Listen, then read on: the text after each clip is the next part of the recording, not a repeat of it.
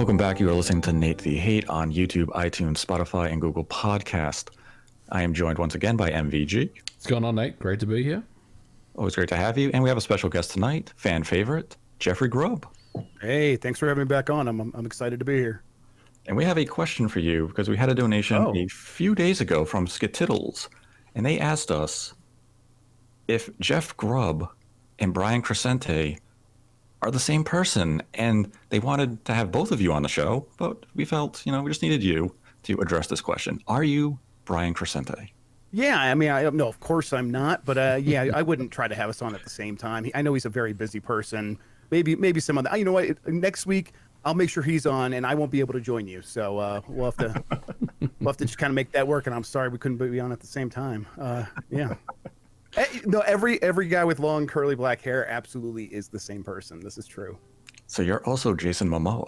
Yes, exactly. Well, yes, if Jason Momoa, if he's like left in the oven too long. My favorite one was the dude from Fast and the Furious that gets tortured by the rat. That's like no one knows who that dude is, but everyone knows that scene, Yeah. He's also just a cop in Batman, but no one brought that up. Everyone always brings up the guy that got tortured by the rat. The guy in Batman Begins. Right. Yep. He was a great character. I don't remember his name, but he was a great detective. Very corrupt. Yes, exactly. And if you like this content, be sure to like the video, subscribe to the channel. And today's topic is going to be about the Nintendo Direct. The idea that maybe Nintendo is flaunting the idea of releasing HD N64 and GameCube games on the eShop. And did Nintendo give us a hint about the Switch revision's potential 2021 release date? And first, we'll start with the Nintendo Direct Mini Partner Showcase, the very long title for a very short show. But it did have a lot of software. It opened with Monster Hunter Rise, a brand new Switch-exclusive Monster Hunter game using the RE engine. It's launching on March 26th of next year.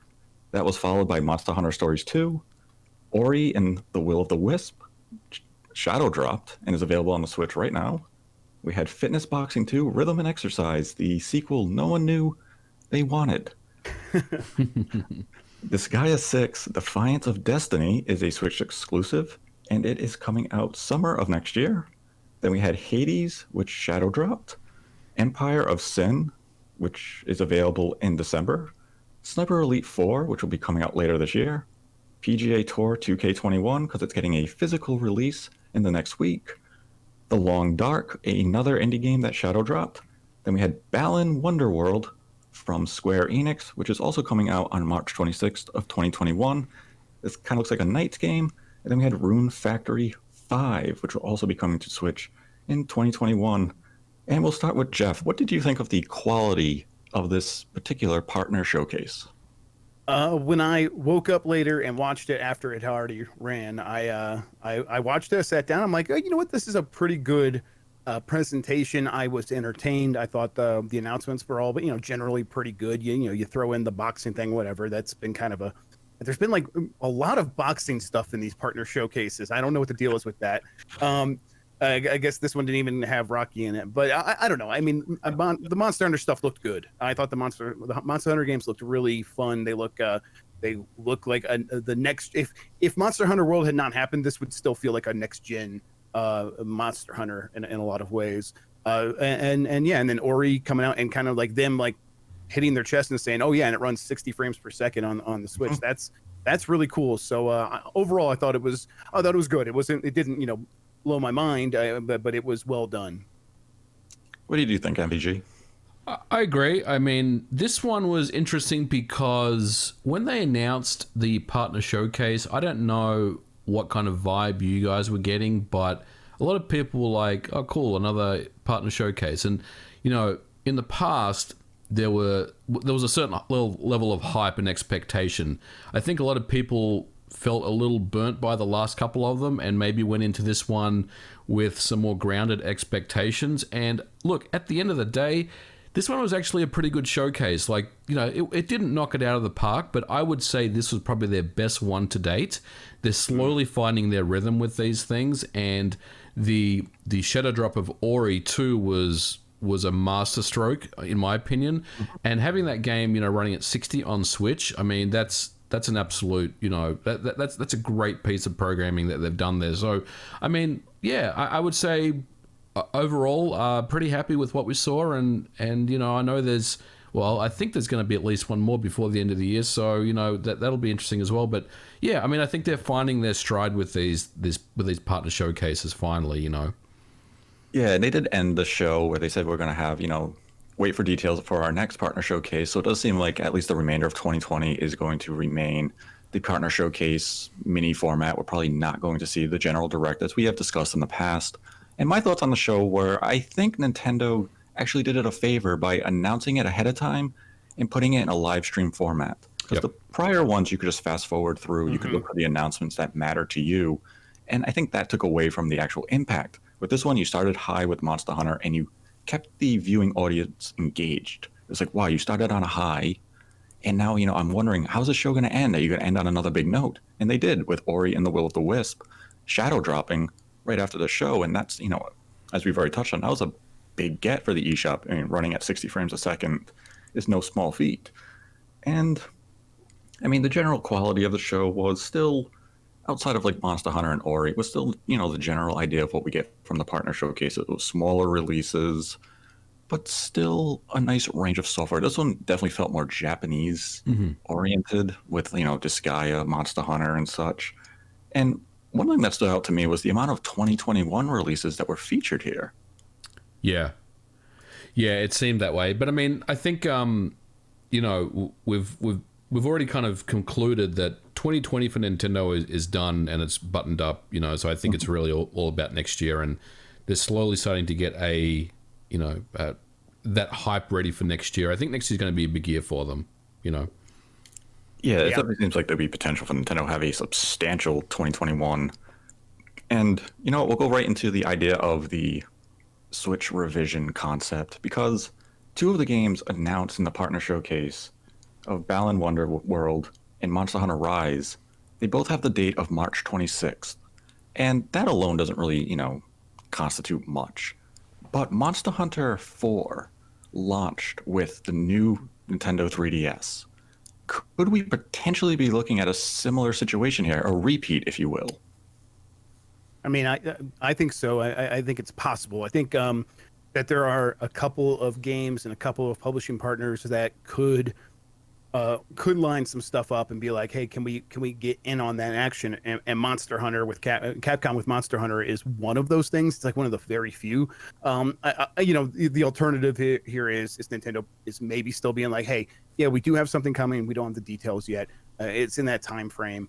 And they're like, okay, well, is this date, you think this date's probably pretty good to kind of be there at least around the launch? And Nintendo could be like, yes, as well. I mean, I think, the idea that could be the exact date, probably not, but they could also always move things if they want to like move it up. Like we saw that happen with, can't remember the game that moved up to be with, Assassin's Creed moved up to be with the November 10th launch for the Xbox, stuff like that. So, I mean, but I'm hopeful. I'm totally. I know we have so much stuff coming out that we want to buy in terms of hardware, but I'm ready to buy another Switch. I don't know why, but I am.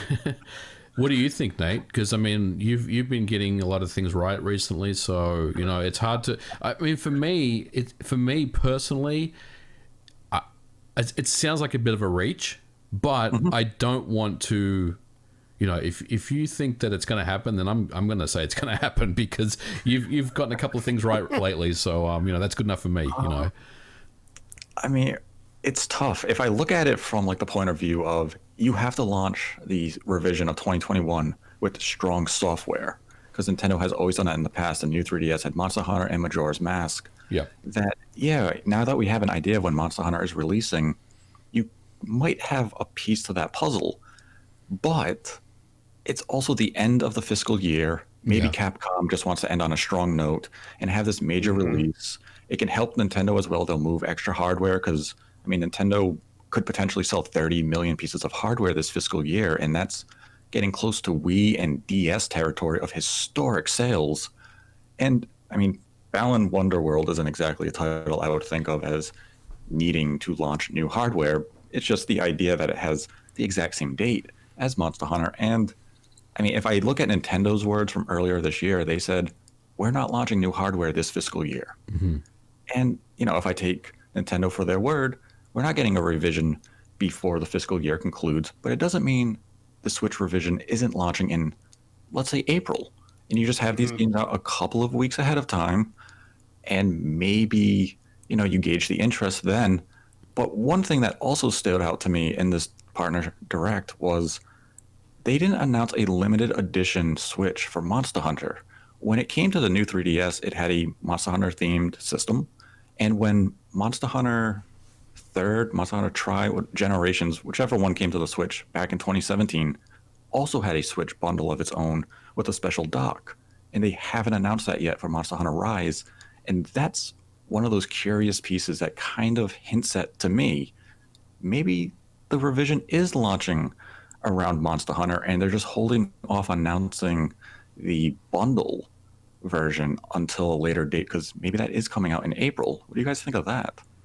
I like that. I think there's something there. I think the other hand, on the other hand, there's like, I guess based on like what we know about the Mario stuff now, maybe it's not too surprising they didn't have a Mario Switch. So, but if I did assume that they were going to have one, and I did when we started hearing about this Mario stuff. Me too. I was like, that makes a ton of sense, and then we didn't. So it's like maybe they're just selling too many Switches too fast to actually slow down and make a custom one for any one game, even Monster Hunter. But I don't know. It's still something about what you said there. That does sound right. Monster Hunter is so huge. Even if it's like a new one comes out and a new Switch comes out and it could be custom, but they at least would be doing a custom light, right? Because that's the whole thing about Monster Hunter is it's portable. You take it with you and stuff. So I don't know. You're right. You're onto something there, I think. Yeah, and that's the interesting thing, is that they're also releasing that deluxe version. I believe it might just be in Japan, that it comes with a physical copy and then a digital copy. So Nintendo and Capcom are positioning this as that social game. They want you to play with somebody else. And to your point, like, the light is probably going to be the primary system that people are engaging this game in, especially in Japan, because, assuming commuting and everything is somewhat returned to normal by the time this game releases next March, people are going to be on the buses and in transit playing Monster Hunter with each other, because that's the appeal of the game. And the only other thing that gives me hesitation is that, yes, the new 3DS launched with Majora's Mask 3D. We know that next year is the 35th anniversary of Zelda. We have a hunch that Breath of the Wild 2 is coming out next year for the Switch. Wouldn't a Switch revision probably launch better with a major first-party game like Breath of the Wild 2, or maybe like a Skyward Sword HD release, opposed to solely Monster Hunter Rise? Now you have my attention. I think a Switch revision is aligned with Breath of the Wild 2, and that's what I think is probably what we're going to see. The Monster Hunter thing, I mean, there's definitely history there. It's compelling. There's some very good arguments to suggest that would be the case, but I think Nintendo is going to, align this with Breath of the Wild 2, their big killer that's just absolutely going to destroy next year. Yeah. No, I mean, we could see potentially Breath of the Wild 2 not release until the holiday. I mean, we're really uncertain as where that game could be positioned. Many had the expectation that it was supposed to come this year, and then kind of entertained the idea, well, maybe it'd be spring 2021, and they would drop it in March to replicate the idea of 2017 and the Switch launch of Breath of the Wild. I'd say due to COVID, that plan can probably be erased, but maybe we're still looking at a pre-June or a pre-E3 release for Breath of the Wild 2 in a best-case scenario, though my personal opinion is I could see Nintendo position it definitely as a strong holiday game. Yeah, I mean, Anuma's message when they talked about the Hyrule Warriors game, Age of Calamity, the takeaway from me was, we just need a little bit more time, right? Like, so I think you're right, Nate. I think it's probably just before E3 next year where we'll see that game get released. Yeah, I think that's possible. I don't know. When I start thinking about it, it's like the way that they've taken their time with everything, everything's shifting back so much. I wouldn't be surprised if there's other games in the waiting to come out before then, and then that game is the strong holiday title. But I mean, it did really well for them launching in March. When it was Breath of the Wild 1 with the Switch, and they might just be like, hey, we have the opportunity to recreate that game plan here again. It would be probably pretty hard to pass up if everything lines up just so. One thing, Nintendo kind of touched on the idea that they're going to chase after cutting edge technology during their recent managers meeting. And that's kind of a change in strategy compared to recent years where they've gone for more efficient technology and kind of proven technology. Now, thinking of cutting edge, it doesn't necessarily mean Nintendo's going to, slap in a, 3080 next Switch or anything.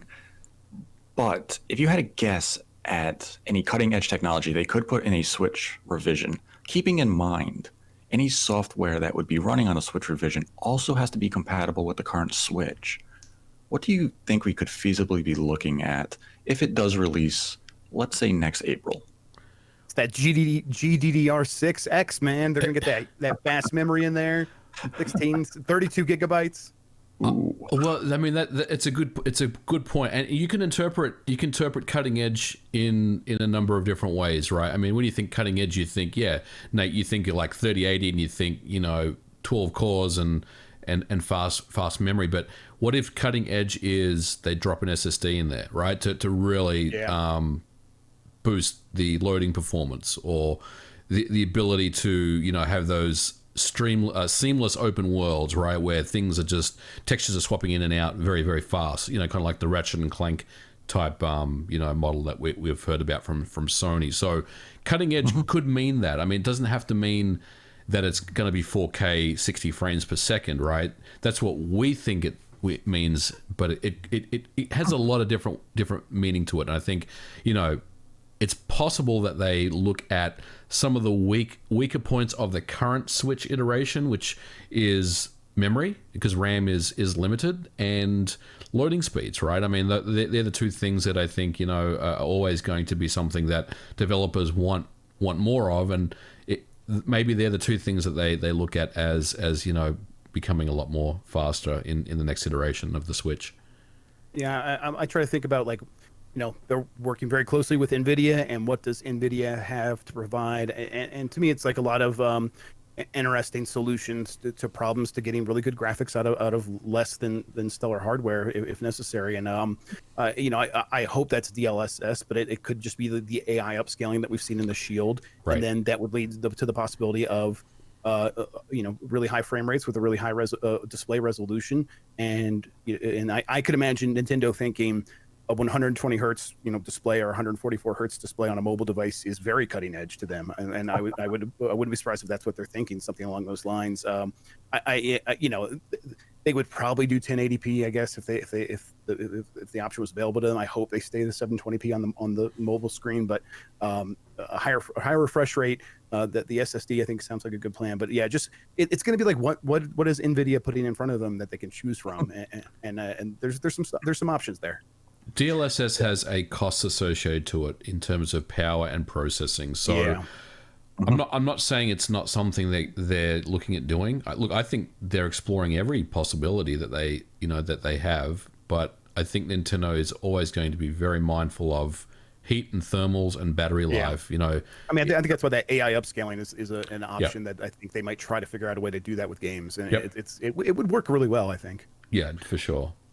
Yeah, I think when we're looking at a Switch revision, like the AI upscaling is probably going to be something that they do implement, because Nintendo kind of likes to experiment with the ideas that they're, considering for future hardware, kind of in a public format. We saw with like Drill Dozer, they put gyro in, and then all of a sudden it was a big focus of the Wii.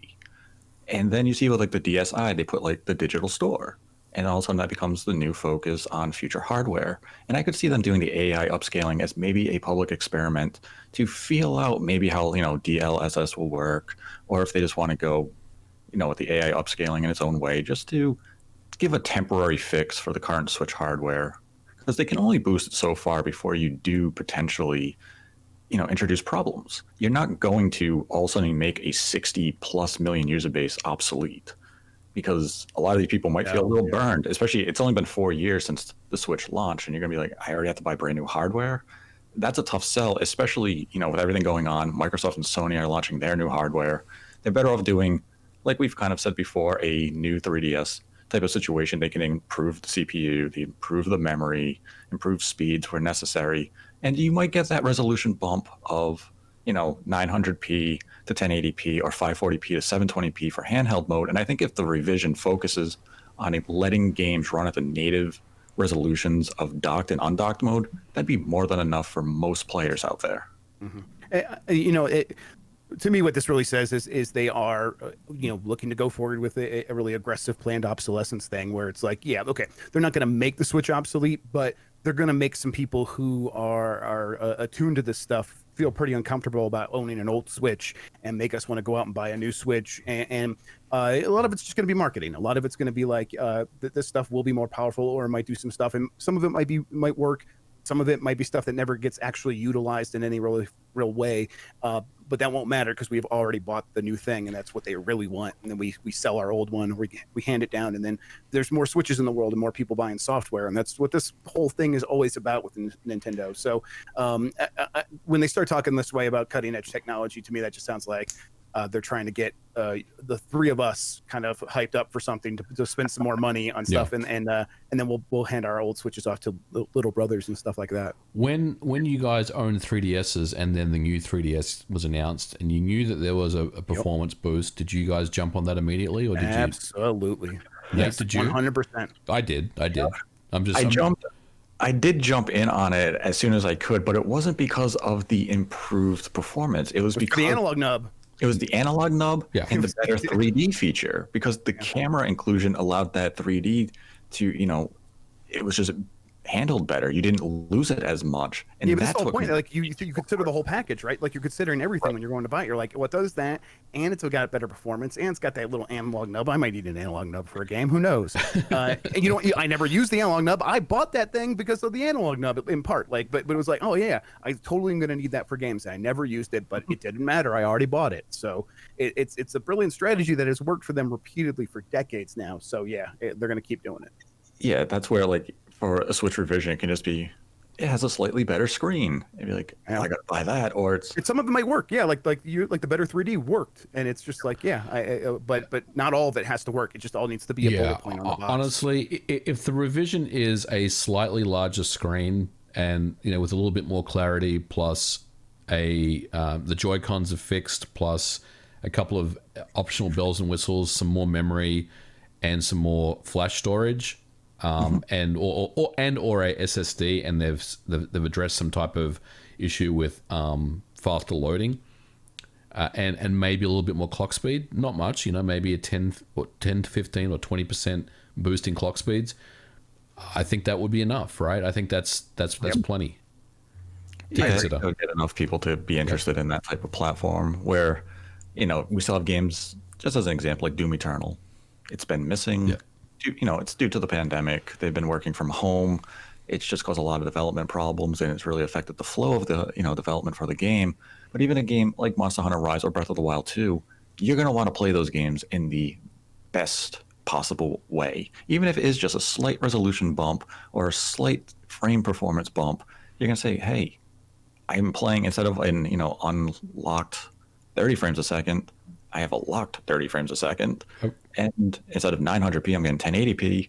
That's enough for a double dip. And to most people, it's a trivial difference. But yeah, like the three of us, that's meaningful. That's substantial. Yeah, I mean, a lot of people that bought that Switch in the first year or whatever, those are the most dedicated fans, people who are really into it. But they've also had this, the Switch that's probably starting to feel a little beat up. The locking mechanism on the Joy-Cons isn't the best. The battery life was never great, and it's only getting worse. And if you skipped out on the light, if you skipped out on the battery revision model and the battery life revision model, it's going to feel like, hey, I'm ready to upgrade this, and now this thing is giving me a bunch of mental checklist reasons that I can be like, oh, okay, no, this is going to be worth it. And really, the biggest thing for most people is probably going to be the battery life is going to be equivalent to the battery revision model, and that's going to be all the difference. But you convinced yourself for all the other things, and then the battery made the most difference in the end. Yeah, and I mean, I think cutting edge can mean so many different things. I mean, another option could be they've worked with NVIDIA and they've figured out to get another, 2 hours of battery life, right, out of this thing. They've got a numerical revision, which is another die shrink, and all of a sudden now the battery life is, 6 hours, right? So it really could mean anything, but I guess the takeaway is it's exciting to see what they're going to come up with next, because I'm very much looking forward to seeing what they do. Yeah, absolutely. I think all three of us agree that it would be a revision in 2021 and not a full next gen successor, right? Not a chance in hell. No way. Absolutely. Yeah. And it's, it has, and it's not like Mariko where it was like a silent revision. I mean, this is something that they'll definitely advertise, and there'll be, an associated dev kit produced, that matches the specs of this thing. All that stuff. I mean, this is going to be something that they'll announce and advertise and sell pre-orders for and all that stuff, Yeah, they'll make it a big spectacle of, this is the new Nintendo Switch. Yep. That's what I think they're going to call it. I think they're going to call it the new Nintendo Switch. No. Don't put that out in the universe. It's not going to be a good name no matter what. So, yeah. Might as well be that. What's wrong with new Nintendo Switch? Everything. It's just when you write about this stuff on a website where people have to read the words, and it's just new Nintendo. It sucks. And now we're going to jump into a topic that's right in MVG's wheelhouse. Hey, about time. We've had the release of Super Mario 3D All-Stars, and it came out that the games are being emulated. They weren't ported to the Nintendo Switch. And that's kind of made a lot of people wonder, does this mean that the N64 is going to be added to Nintendo Switch Online next year? And does it open up the possibility of GameCube games or even Wii games being emulated for Nintendo Switch Online? But my thought went to another direction. We've already had games like Turok 64 and Doom 64 come to the Nintendo Switch as eShop releases for about $15. I could see Nintendo maybe HDing some N64 games and releasing them in that type of format, opposed to giving them away on Nintendo Switch Online. Because if they did, all of a sudden that $20 from a business standpoint is looking a little too cheap, and they would probably have to up the price. What do you think of that idea, MVG? Do you think maybe we get, Smash Brothers 64 and what other good N64 games are there? Mario Kart 64, or like GoldenEye? What Legend of Zelda? I mean, what? What do you mean, what other good? PlayStation Silicon Valley. Come on. Man. Sin and Punishment. Ooh, that's a good game. That is a good game. I think, Nate, I think you're onto something there. I do think that look, I don't think Nintendo is interested in N64 for the Nintendo Switch Online. Like, I think they will evolve that service and potentially give us Game Boy Advance as like the next iteration. I personally can't see them offering Nintendo 64 games unless they increase the price of the online service, which I think is going to annoy a lot of people if they decided to do that, because as we know, the online service isn't particularly compelling to begin with. There's a lot of issues with connectivity and just the way that online games actually work on the Switch. There's some issues there. So, I mean, they could potentially offer a premium package where you get another tier of quality or another tier of games, but I just can't see that happening. I mean, that doesn't seem like something Nintendo would really want to go down that path with. So, yeah, I do think that there is, and I mean, the elephant in the room for me is Legend of Zelda, right? So that concept of the 35th anniversary of Legend of Zelda, will we see something similar to what we saw with 3D All Stars? Yes, I do. I think we will, and I think it may be a volume type thing where you get Volume 1, which is Ocarina of Time and Majora's Mask, and then Volume 2 may be some of the games from the Wii or something.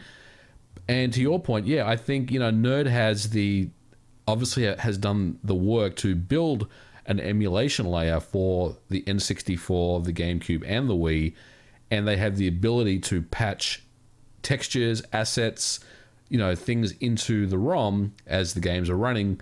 So yeah, I mean, I don't think this is a one-off thing that Nintendo has done with Super Mario 3D All Stars. I think this technology was built specifically for these types of things. You know, these remasters, these remakes, whatever you call them. And yeah, I agree with you. I think there will definitely be this is the first of more to come, I guess, is what I'm saying.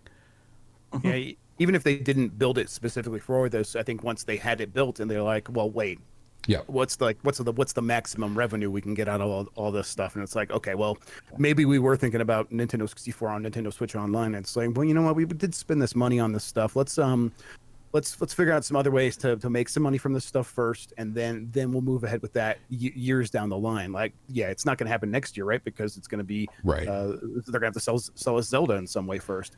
And I think that's what Nintendo Entertainment System and Super Nintendo, they have pretty well squeezed money out of those systems and that game catalog over the years. Enough times repeatedly they found ways to do it, and now putting that on Nintendo Switch Online to create the service, it's like, okay, well, now they're out to pasture and they could just sort of make us money on a regular cadence with that stuff. I don't believe that Nintendo thinks that they have sufficiently wrung the value out of its 3D games yet. N64 might be getting close, but we're still probably a few years away from them really feeling that way, Right. especially when they can combine it with later 3D games as bundles like Super Mario 3D All Stars. So like we are in for a few years of them finding creative ways to charge us for stuff like this before we get to a point where it's going to be on any sort of service. And that's just Nintendo. That's how they work. And just to add to that, now I think I can talk about this with limited run games and Shantae, the game that I've been involved with, that has an emulation layer. And, you know, limited run games are looking at bringing other games, you know, to the service, you know, later on next year and the year after that. So it makes sense, you know, if you build an emulation layer, you're not just going to throw it away and be like, this is the only reason why we want it for. You want it because you want to bring a library of games over to a new system or to a new audience. And I think Mario All Stars is the first of many to come. And look, you know, I was even talking to someone today about, you know, could they bring the GameCube version of Fire Emblem over? Absolutely they could, right? I mean, how awesome would that be if they brought that over with, you know, Nerd's emulation layer that they've built? I mean, that would be fantastic. And you're in that kind of scope now where, you know, that game is so expensive to buy, but if you bring it to a new audience and maybe give it some, you know, modern enhancements, then I think, you know, it's something a lot of people would really jump on and purchase, especially given the success of the, you know, the previous Fire Emblem games on the Switch. Yeah, and you know, it's interesting now that they do have this emulator out there, and we have new Pokemon Snap coming out in early 2021. They could feasibly offer Pokemon Snap from the N64 as like a pre-order bonus. Yep. And then do a standalone release for, you know, $15 after, kind of like what we saw with Doom 64. If you pre-order Doom Eternal on other platforms, you got it for free, or you could buy it, I believe it was like for $5 or $10 on the digital stores. And Nintendo can actually do something like that now with their own games. So even if they don't put like Ocarina of Time and Majora's Mask in a collection, they could still potentially release them just as eShop versions. Yes. And I mean, that makes a lot more business sense, because you know there's probably a decent audience out there who will gladly hand over $10 or $15 for an HD N64 game without, you know, tons of new enhancements, and enjoy them for the first time on the Switch, because there is a large new audience that is finding, you know, video entertainment on a Nintendo platform for the first time. And it's a great way to release your legacy content. You have NES and Super NES on Nintendo Switch Online. Now release the cream of the crop for the N64 and the eShop. I don't know if they'll get to GameCube games, though. That seems like a big step. And those games, they're quite valuable from the collector's point of view. And I mean, would you really, if you're Nintendo, would you release Super Smash Bros. Melee on the eShop? I don't know if you do Melee, but you would maybe do, what if you did like Mario Strikers, or you know, something that's a favorite of the fans, that there's just no way that those games will, you know, like Smash Brothers, you wouldn't do it because obviously you already have a Smash Brothers game on the Switch, right? So, but you know, something that started on the GameCube and it ended on the GameCube is something that would be a lot more compelling, you know. Something like Eternal Darkness. Absolutely, yeah. Eternal Darkness, or even maybe some of the older Pikmin games as well. We heard about how why isn't there a Pikmin collection? That could be a possibility as well. Yeah, and I think that when you talk about these games, they are pretty close to the kinds of indie games that are selling really well on the Switch right now. A lot of stuff is just, you get these things out there for $20-$30, and it's like, there's not much difference between them and some modern games that tend to do well on this thing. So I think Nintendo looks at how well games are selling and how hungry people are for content and how much they just want to keep playing games on this Switch thing. And they're like, well, we have ways to do that. I think the idea of building N64 and then GameCube games specifically as eShop releases makes a ton of sense to sort of take advantage of that. Yeah, when 3D All Stars came out and people were confused why they were emulating these games, I was one of them. I was like, well, why wouldn't they port this stuff, right? They own the source code to all this stuff. We know that they do. That was made very obvious with the recent Giga leaks that have been happening. But, I mean, they've made the right choice here, because if they went down the porting route, then that would be something that would have stopped at that point. So once they released 3D All Stars and they ported that game, then the next old game, N64 or GameCube game or Wii game that they were thinking about maybe remastering, they would have to port that code over as well. With this, Nerds built an emulator, and now it's a lot more streamlined for them to bring many, many more games over. So ultimately, I think they made the right choice, going down the emulation path, because it's something that I have no doubt they're going to reuse over time.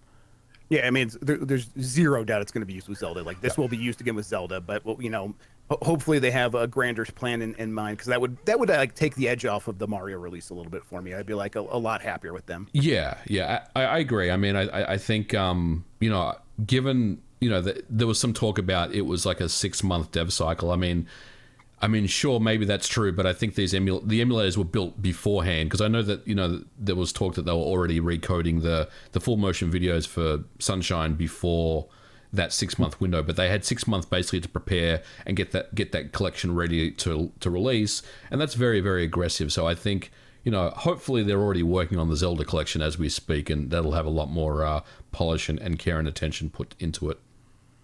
Now, one concern that I do have, because this is very Nintendo, is that we've talked about like the GameCube emulator as potentially leading to GameCube HD releases on the eShop or even N64 games. And in the back of my mind, all I can think of, that sounds like something that Nintendo would keep exclusive to a Switch Pro. Maybe. Just to give a reason to sell that hardware of, you can only play the GameCube games on the Switch Pro. And I hope that's not the case. Have they done that before?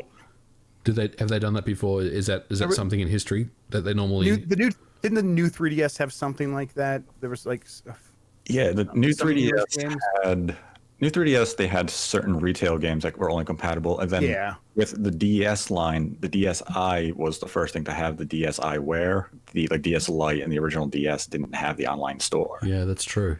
That is true. So, you almost have to wonder, could that be their selling point for the Switch revision of 2021 of saying you can play these GameCube games in HD, and we're launching with not Metroid Prime, those will come over in trilogy to the Switch itself, but it'd be Eternal Darkness and Fire Emblem. It'd be like, oh man, I want to replay those games, and Nintendo has us in that vice grip of only one way to do it, you got to buy our new hardware. It's like, damn it.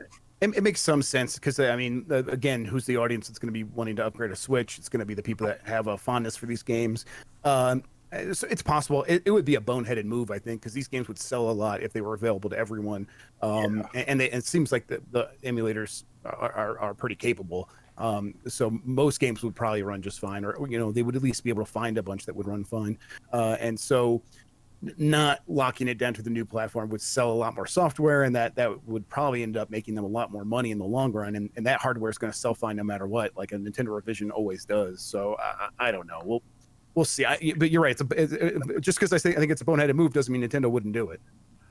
Yeah, I mean, Nintendo's known for boneheaded moves. It's kind of their forte. Yeah. What if? They- Well, what about F-Zero, right? What if they remastered F-Zero GX, right? You know that they don't have the budget, time, and money to focus. You know, giving a studio a new F-Zero game, so they're like, okay, let's get the emulator out and remaster F-Zero GX. I mean, that would be awesome. Can you imagine? I mean, that would be something that this emulator would be really, made for. Yeah, and I mean that's the step where you almost want to see Nintendo put in a little more effort into certain one of these releases, because like, even though I know not a lot of people have like 120 hertz television, could you imagine F-Zero GX at 120 frames a second? That would be incredible.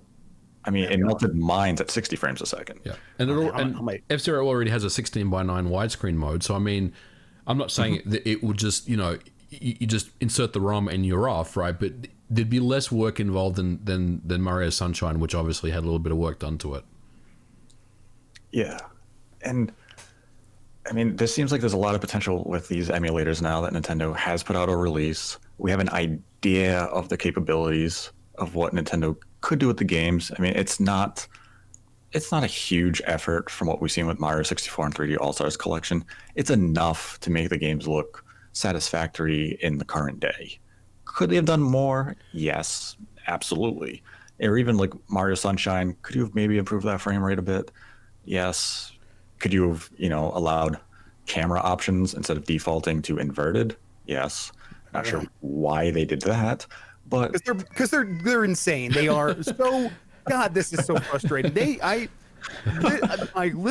play inverted because I played the Mario 3D games first. It's among my first 3D games, and then they change it in the re-release. Okay, fine, I get it. More people play direct these days, but you don't give me the option to go back after you made me this way. It is so frustrating. It is, yeah. I agree. Oh. I agree, Grubb. It absolutely is. I think my biggest takeaway from the 3D All-Stars collection, yes, it's definitely missing some features. It has some omissions, but it looks very clean. I think it looks very, very kind of. It's a very pleasant looking experience on the Switch, and I think that's what they were going for. Even Mario 64, even though it doesn't have the amount of features that I think we were expecting. It still looks very good, on the Switch, especially in handheld mode. So I think that's what they were going for at the end of the day.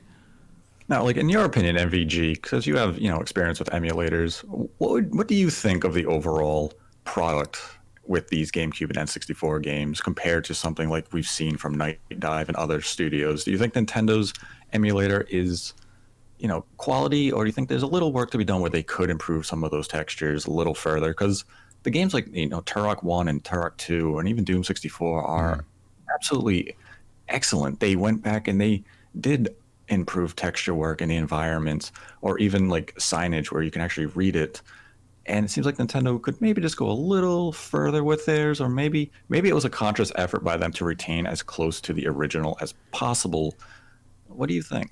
Yeah, it's a good question, Nate. I will say that Turok 1 and Turok 2, the Night Dive stuff, they were ports. So the way that all went down was initially they were looking at the emulation option, but some part of through the life cycle of the project, they ended up getting the source code from someone that worked at Acclaim or something. I don't know the backstory, but they ended up getting the source code and porting the game. But it's interesting though, because Galaxy is kind of this hybrid emulation. I don't know if you guys read about that, but the game code was ported, but the graphics renderer and the audio renderer is emulation. So it's a very interesting way that they've done that. I guess to answer your question, it's a little early to say. Like right now, if you just compare the 3D All-Stars collection with even just like a public domain emulator like Dolphin or a Nintendo 64 emulator,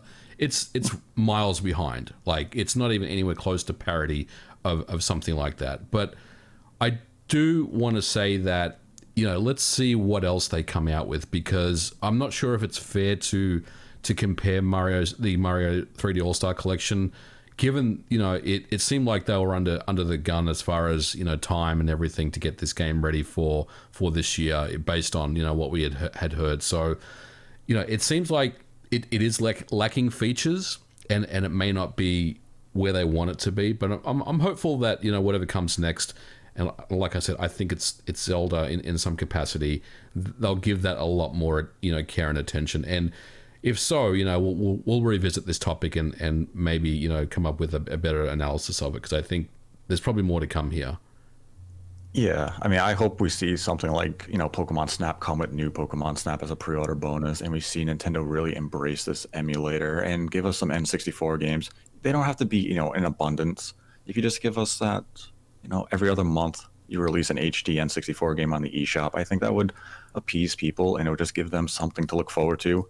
And you Yeah. can use it for like Ocarina of Time, Majora's Mask, and then you could release, you know, Twilight Princess HD and Wind Waker HD as a retail game, and then, you know, Skyward Sword as its own thing. I mean, depending on how many Zelda games you really want to release in 2021, but it gives them, you know, this whole new option of releasing some legacy software, because like we've seen like Super NES games kind of see releases on the eShop outside of Nintendo Switch Online. Like we have the Joe and Mac, but then they're not released as the, you know, Super NES games. They're just DC Yeah. that is releasing the games as their own.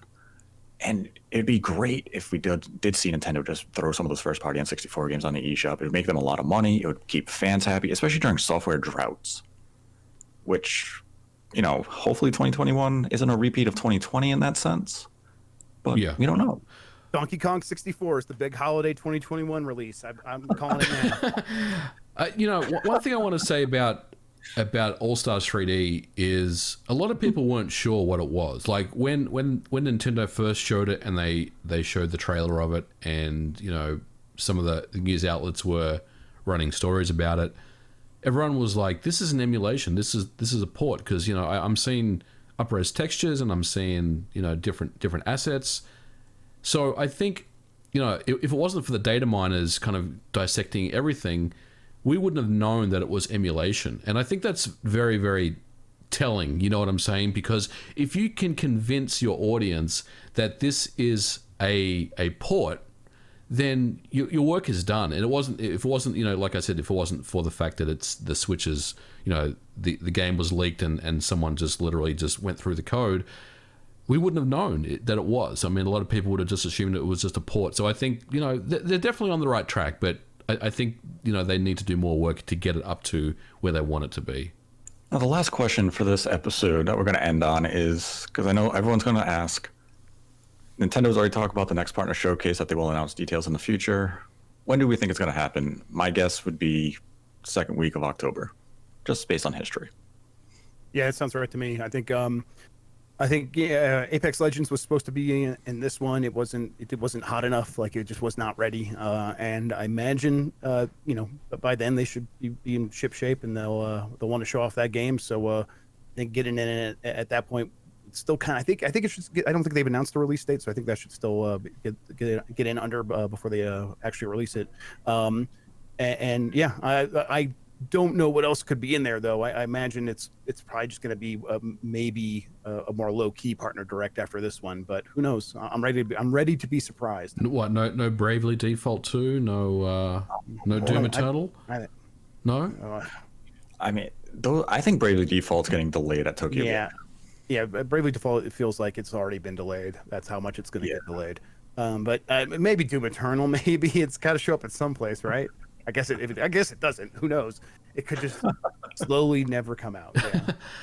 Yeah. Yeah, I mean, we know EA still has a few games that are supposed to come out this year, because I believe Need for Speed leaked. Need for Speed's the other one. Yeah. It leaked on retailers, and I think that had an October or November release.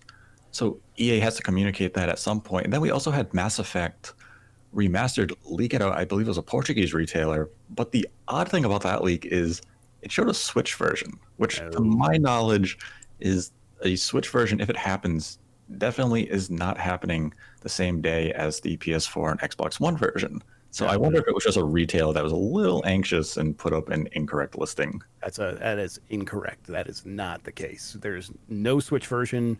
If it happens, you're like you said, to be down the line. That is not the case, and people should yeah, chill on that for a while. Well, the Wii U got Mass Effect 3. I mean, come on. Yeah, you know what? You're right. Never mind. I take it back. That means the Switch is getting Mass Effect Andromeda this year. God. Oh God. That would own. Oh, I would love that. Running on For Frostbite. $60. Hey, I'd be impressed if they got Frostbite running on the Switch, though. Yeah, true. That'd be really Yeah, cool. well, Just to see that. we're supposed to see it when Plants vs Zombies Yep. comes to Switch. What is it called? I can't think of the full title of it. Battle for Neighborville or Battle of Neighborville. One of those. That's it. Yeah, I one read of the the article. That's right. So, like, yeah, EA still seems like they're supposed to have some games come to Switch this year. I mean, Need for Speed's coming to multiple platforms. We still have to hear about that. So maybe EA just has to communicate in their own. So, and we have to wait. I mean, I'm still waiting for some Smash Brothers information, and I would imagine Nintendo and the Pokemon Company would want to communicate some Crown Tundra information before that game comes out. Because right now it's still slated just for fall 2020.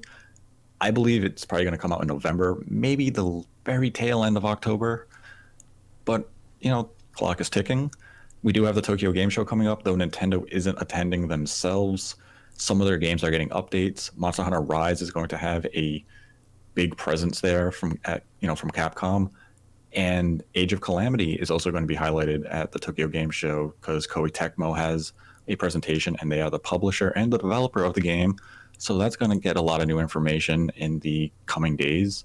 And maybe Nintendo has a little low-key event for themselves to talk about the next Smash character or, Pokemon expansion pack. So Nintendo isn't done for 2020 in terms of announcements, but as far as major releases go, we know their lineup at this point.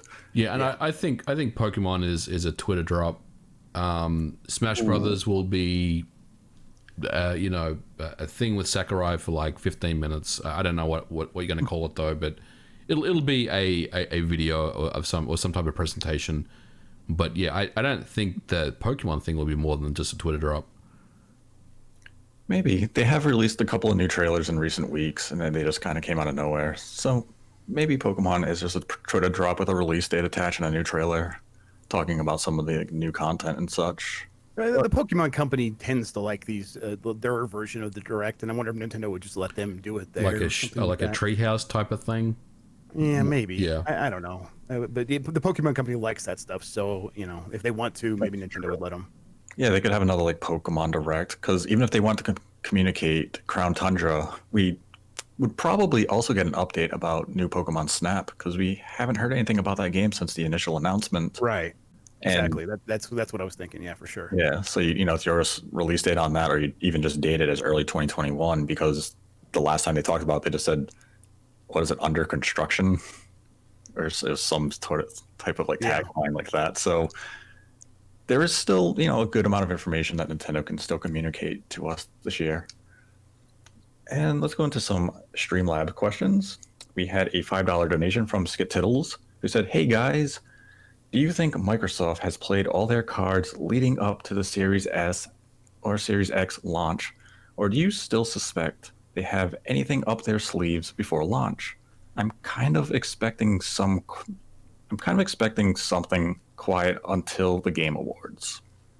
Well, they said that the initiative has something they want to show right before the end of the year. So I think that's probably the only other thing that they have to show us. Yeah, that seems right. I mean, they'll probably tease that in some way, but yeah, I can't see much else happening. It just feels like things are kind of set, and they'll let the console launch happen and see what happens next.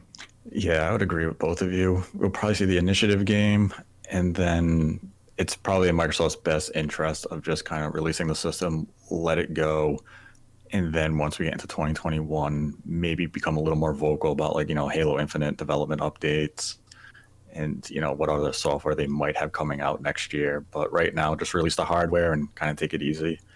Then Skitittles followed up with a $3 donation and wrote, "God damn it, I came up with a better question." Monster Hunter Rise, March 26th. Balan Wonderland, March 26th. Switch revision, March 26th, question mark. Well, we touched on that in the beginning of this episode, and maybe we'll find out. It'll be fun if it happens. I'll be excited for it. Like I said, I'm ready to buy one. It would be fun because, as we know with Monster Hunter Rise, it has no load time. It's one big open world. And, I mean, based on the trailer, the footage was a little... It's what you expected a Monster Hunter to look like on the Switch, I would say. Right. So I'd be more than open to see, you know, a more powerful Switch come out that maybe improves those visuals a little bit, but I don't think it's an ugly game. And it's the first RE Engine game on the Switch, which means technically Devil May Cry 5, the Resident Evil 7, Resident Evil 2 Remake, Resident Evil 3 Remake. That means the engine is up and running on Switch, and those games could be ported. Not to say Capcom hasn't already tried, and maybe the results just weren't up to their, you know, specifications. Maybe the resolution was a little too low, or maybe the frame rate wasn't high enough. But it means Capcom does have their latest and greatest engine running on Switch, so the possibilities are endless. And if they do have a better Switch coming out, maybe we get native ports of those games. I mean, we have Resident Evil 7 on the cloud. Not that anyone remembers that happened.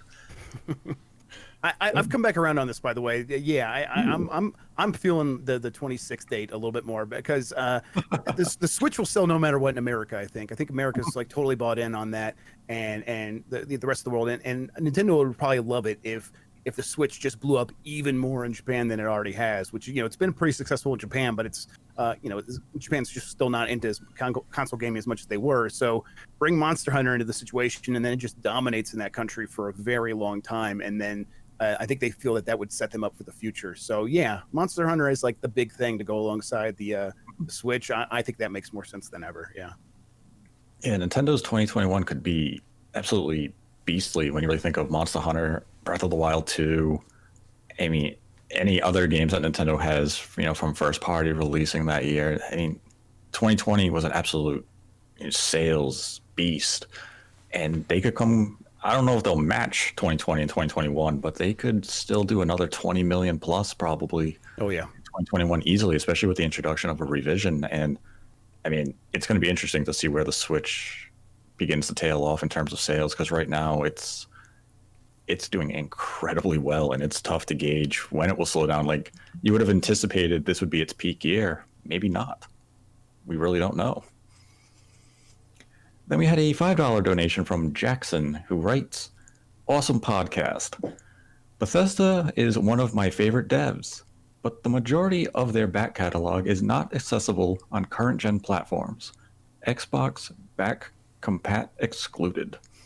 Why do you think Bethesda is unwilling or unable to port games to current-gen, next-gen?" It's just opportunity costs. Like you know, they make more money porting Skyrim again and again, and now they've got through that. Maybe they'll start doing some of the other stuff, but it's not worth it when you hadn't done Skyrim 8 times. So you do that first, and now you put that money in your pocket, and then you look around and say, okay, what's next? But yeah, otherwise they were just going to keep doing that. Yeah, Bethesda's just they're an odd company. You kind of look at them and be like, you guys have so much potential. You can make a lot more money if you HD something like, you know, Fallout 4 or Fallout New Vegas, and they're just like, nah, you're just going to buy Skyrim. Yep. I mean, they're not wrong. Those games sell every time they port them, so yeah. Yeah, I mean, that's the thing. I mean, I think Skyrim is still full price on the Switch. Oh, yeah. I mean, now we're talking 3 years since it came out, so people like Skyrim. People keep buying Skyrim. It's basically their Resident Evil 4. They're just going to keep making it, and we're going to be fools and keep buying it and keep buying it. Yep. Then we had a $1 donation from Bauer, who said, "No question. Just wanted to say that MVG is the fucking man. Love the podcast, guys. Keep up the good work." Thanks, Bauer. I agree. I appreciate it.